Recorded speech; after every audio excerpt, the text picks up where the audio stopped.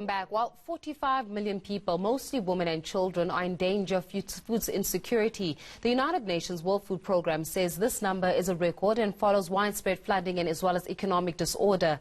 In 2019, Cyclone Idai hit Mozambique, Malawi and Zimbabwe and left about 900,000 people dead. Well, 900 people were left dead and thousands more actually were displaced and more than 1 million short of food. So the UN Food Programme has warned that the international community needs to step in. So joining me now is the spokesperson for World Food Programme in Southern Africa, Gerald Burke. Gerald, thanks a lot for joining us this afternoon. I think we sometimes underestimate just the impact that some of the natural disasters have had on the state of especially the SADC region. In fact, the primary cause of the hunger across southern Africa, the unprecedented hunger, as you mentioned, is climate change. The region has had one normal rainy season in the last 5 years. Temperatures are rising at twice the global average.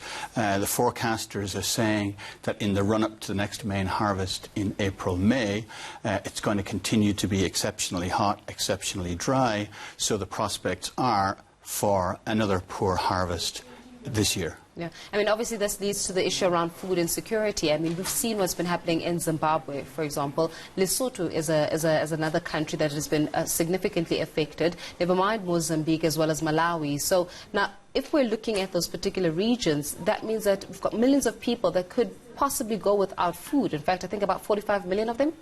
In fact, a lot of those very hungry people, severely hungry, and the World Food Programme is essentially targeting people in the region who are classified as in either crisis or emergency food insecurity. How many of those people are actually in crisis currently as we speak? Oh, it's millions. It's millions. And the next stage beyond emergency is famine. So what we're trying to do, seeking to do, must do with others is to prevent folk falling over the brink into the famine classification.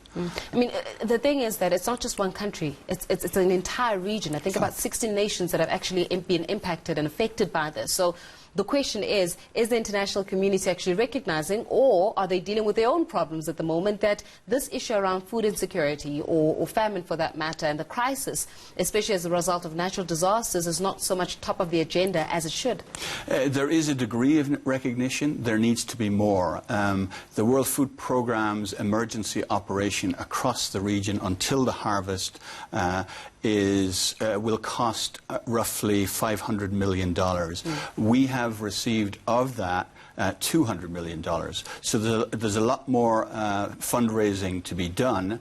Governments need to step up. Typically, most of the World Food Programme's income comes from national governments. So they really need to step up, and they need to step up quickly, because we are now having to procure, because there's been so much drought and flooding in Africa. We're finding it tough to procure food for the region, for our operation in Africa. So we're having to go much further afield, Latin America, Europe, Asia.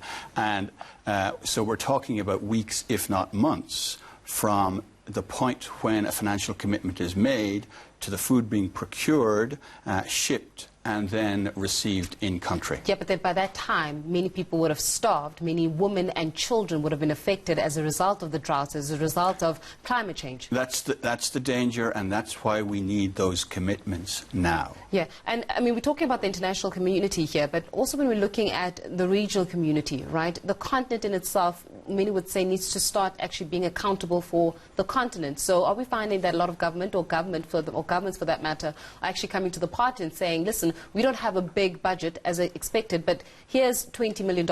See what we can do within the World Food Programme. Or here's $5 million, for example. Or are we not seeing Africa stand up on behalf of Africa in itself? To a degree, but I think what African governments can do particularly is to effect the policies and programs that will help the situation. So what we're doing is an emergency operation. It's a quick fix. It's a Band-Aid. It's vital, of course, because so many people are in danger. But what really needs to happen, because climate change is a reality for the reasons we've discussed, what really needs to happen is that we and others particularly governments, need to enable vulnerable communities, vulnerable countries, to be able to withstand the impacts of climate change. Those droughts and floods that you mentioned that are now perennial and that the scientists tell us are going to become more frequent and more severe. Goodness me, Gerald, we're going to have to leave it there for this afternoon, but thanks a lot for joining us and sharing some sobering conversations, especially with regards to stats and how things are looking on the continent, particularly the SADC region. They're speaking to Gerald Burke from the World Food Programme, Southern Africa.